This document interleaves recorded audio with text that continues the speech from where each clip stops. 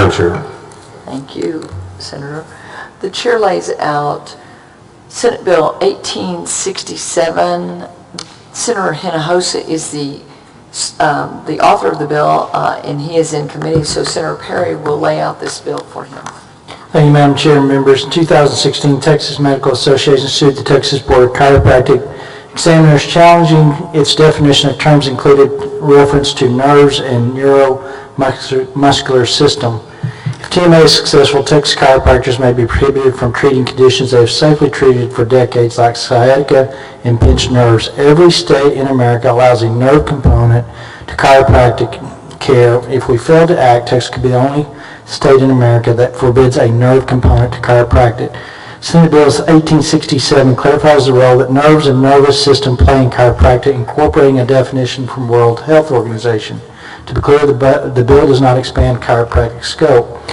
Senate Bill 1867 was carefully crafted to maintain the status quo of chiropractic, as it merely allows chiropractors to continue to do what they've been doing for decades and what chiropractors across the country do every day.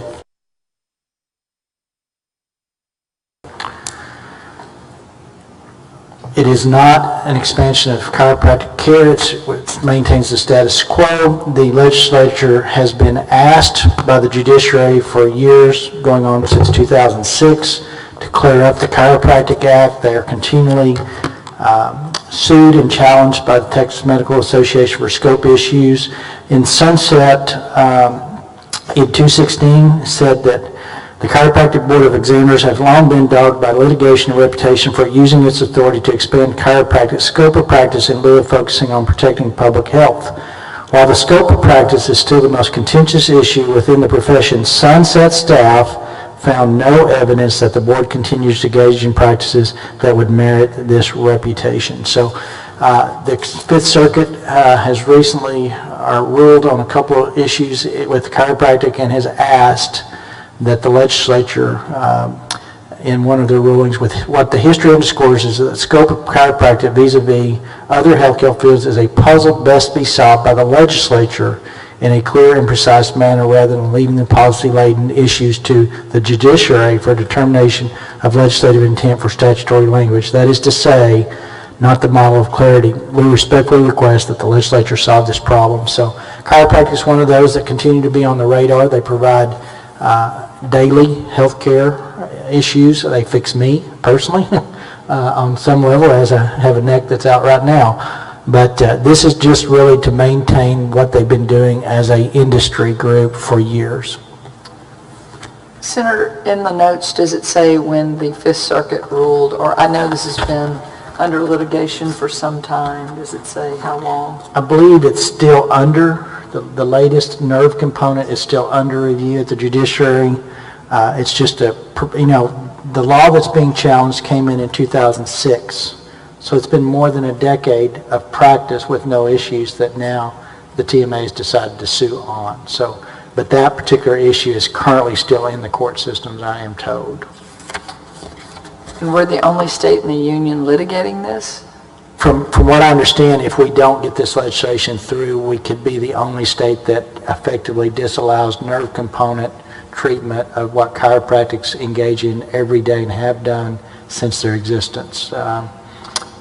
And the TMA is suing the Chiropractic board? Mm-hmm. And do we know how much money the chiropractic board has spent in defense? I would hate to even guess, but I'm sure it's large sums. The chair calls Dr. Devin, I'm going to not say this right, Pidiet, and Dr. Bruce Schatz.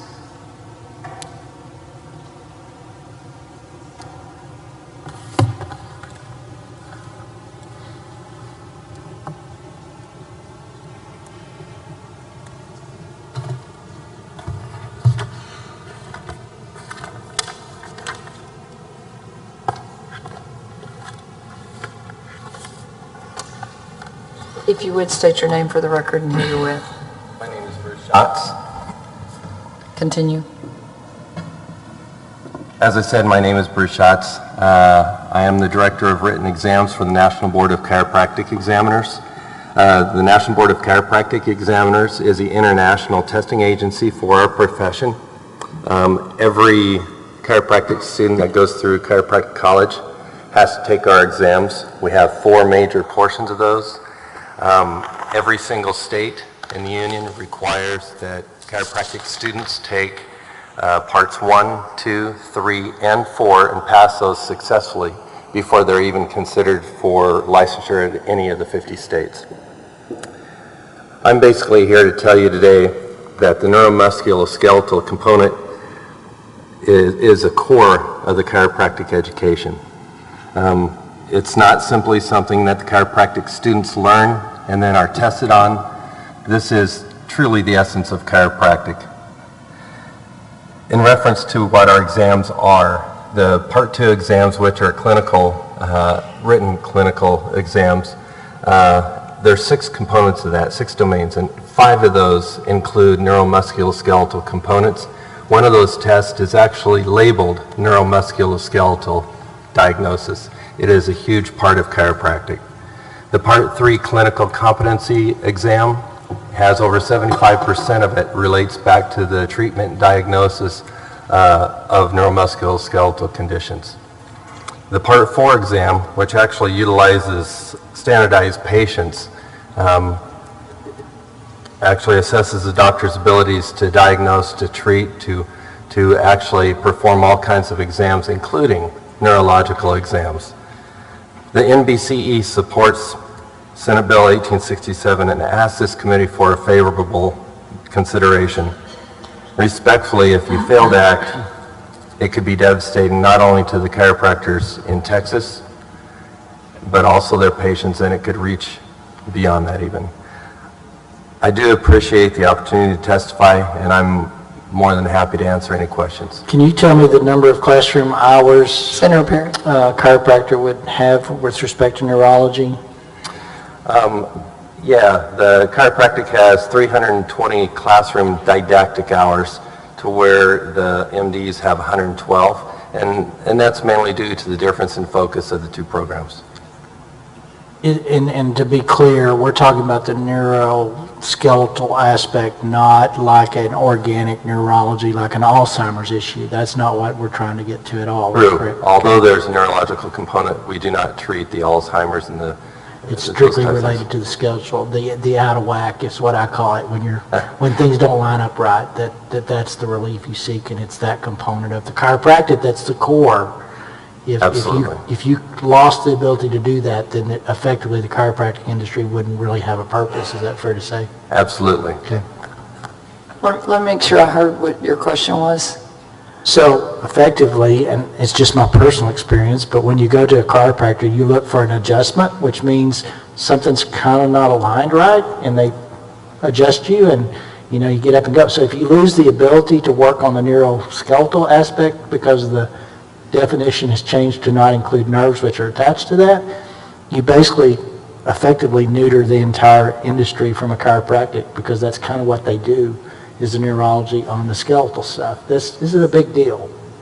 Any component that involves the musculoskeletal that causes pain, proprioceptive dysfunction, that means balance issues, anything that affects other tissues within the body has a neurological component. We're animals that are all connected, and so there is no isolating just the skeleton from the muscle, from the nerve. It is all entwined. Thank you. If you would state your name for the record and who you're with. Yes, my name is Dr. Devin Pettit. I am a doctor of chiropractic practicing in Tomball, Texas. I am also president of the Texas Chiropractic Association, and I'm here to testify in support of Senate Bill 1867 on behalf of myself and the Texas Chiropractic Association. This bill simply clarifies the role of nerve in chiropractic. It addresses a lawsuit that we feel is a waste of taxpayer dollars. This bill does not expand chiropractic scope, but simply maintains the status quo of chiropractic. Chiropractors treat neuromusculoskeletal disorders. That is what we do. This is nothing new. It only needs to be clarified because in 2016, TMA decided to challenge 2 Texas Board of Chiropractic Examination rules that mention nerves, both of which were already 10 years old when the lawsuit began, and so here we are. Here's a couple of things that I ask you to consider, and I've provided them in a handout to you all. Aetna only considers chiropractic services medically necessary when a neuromusculoskeletal disorder is present. In other words, a neuromusculoskeletal disorder is the only thing that Aetna will reimburse me for. Blue Cross Blue Shield says chiropractors treat the nervous system. The VA says chiropractors address neuromuscular and musculoskeletal conditions. The World Health Organization says chiropractors diagnose and treat disorders of the neuromusculoskeletal system. The American Medical Association openly acknowledges that chiropractors diagnose and treat neurophysiological disorders. The CPT, which is a coding book for us, or coding system for us, says chiropractic manipulative treatment is described as a form of manual treatment to influence joint and neurophysiological function. I've also provided the committee with a chart of other states showing that chiropractors treat neuromusculoskeletal in all other 49 states, just as we have done in Texas for the last 80 years.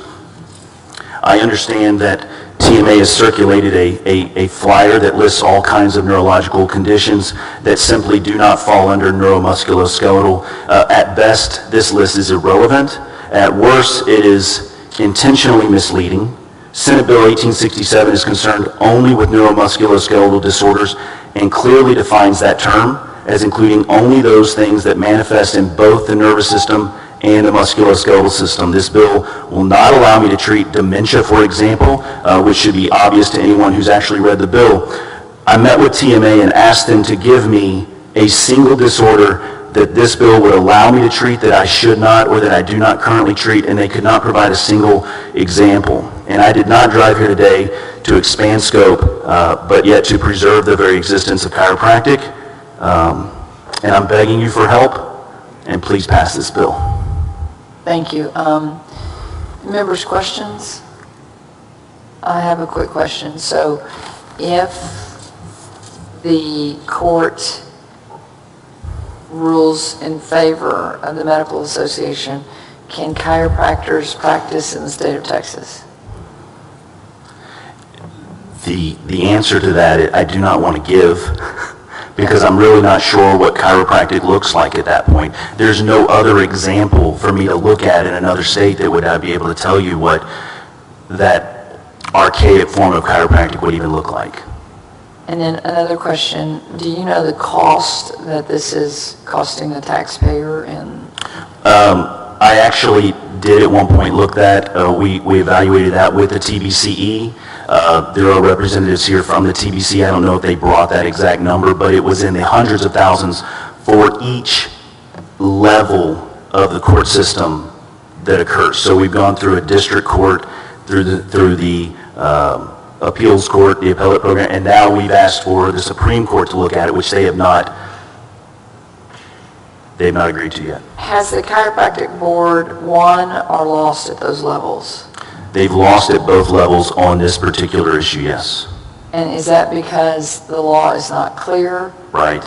They're simply looking at it from the standpoint of, if you're asking me to evaluate the statute as it is right now, it doesn't say nerve. Okay, great. Thank you so much. Members, any other questions? Thank you. Thank you for being here today.